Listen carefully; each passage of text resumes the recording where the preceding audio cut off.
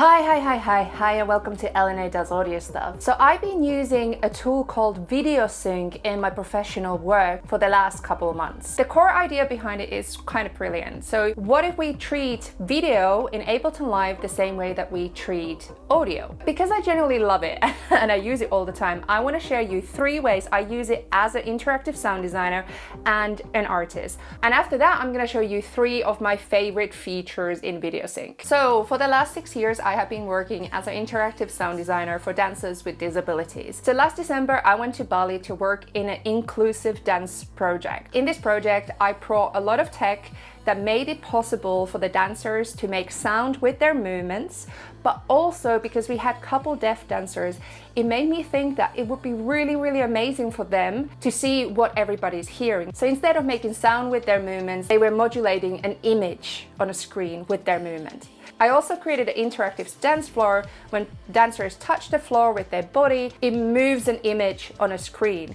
And that was all possible because I had a video sync on my computer. I'm really glad that I did, because that extra step of putting the visual feedback on the screen was exactly what made the whole room and the whole space more inclusive for everybody. As an artist, I love using MPE. I was doing a couple of videos for Rolly last year, and I was thinking, like, what if I would map those MPE controls in Rolly Seaboard to the macros of Videosync? So basically, every time I'm sliding with my finger, I can change the image as well as the audio working together to create not only expressive sound, but expressive video as well. I think for someone like me who has synesthesia, everything I process in the world is always visuals. So being able to express what I hear in also image is very cool and very important to me as an artist. Thirdly, this is probably most experimental one. So using Leap Control,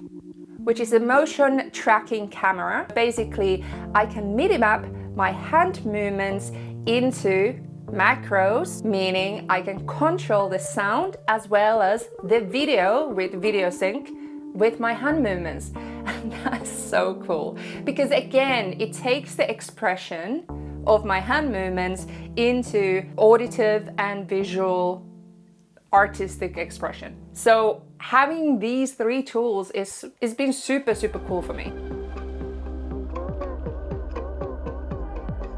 Okay, let's have a look what happens in the program. I think the biggest thing that I like the most is how familiar everything looks and feels workflow-wise as an Ableton user. So if I go example and drop video clip sample into session view, clip view, and press play, it starts playing that video. And the cool thing is that the volume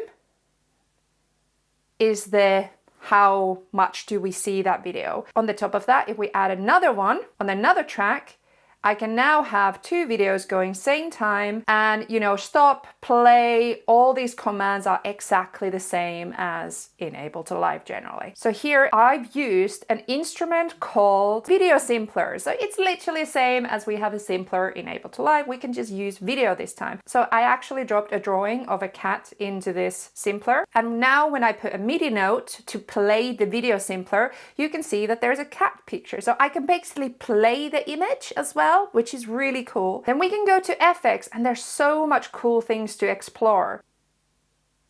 I like this rotation one. So I like that. I like that there's nothing new to learn, basically. So the next cool thing is the fact that we can create cool image or cool textures using these. So example, Voronoi is one of them. And this is the one that I used example in the interactive sound design thing. So every time someone touched a flaw, these little pieces on Voronoi started moving. And this is probably one of my favorite ones. This is such an easy way of creating very clear visuals for your movement. So example, when I lift my hand, it could get smaller. When I lower my hand, it could get bigger. When I rotate my hand, we could get more raise. And when I take down, it can go back again. So you can see that there's a straight away, like a visual connotation of what's happening in my movement to what's happening in the screen. And my third favorite is external in. We add that. And we're gonna add FaceTime camera, because that allows me to see myself on the screen. So now when I press keys, you can see that it's searching different colors, shades in my image.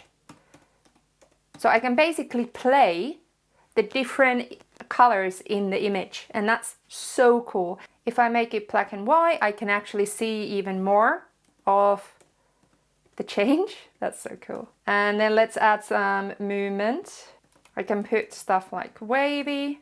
And now, example, if I would put that Voronoi, I can obviously get myself in there as well. Ooh. A little bit like I'm in fire. As you can see, there's just endless options of how you could use this in live performance, on stage, when you create music videos, and so on. I know that there's a lot of cats right now in this channel and in my YouTube and on my TikTok and my Instagram, but that's kind of escalated, and I now have also cat and audio merch. So go and check out my new merch also from the links down below. Happy video making.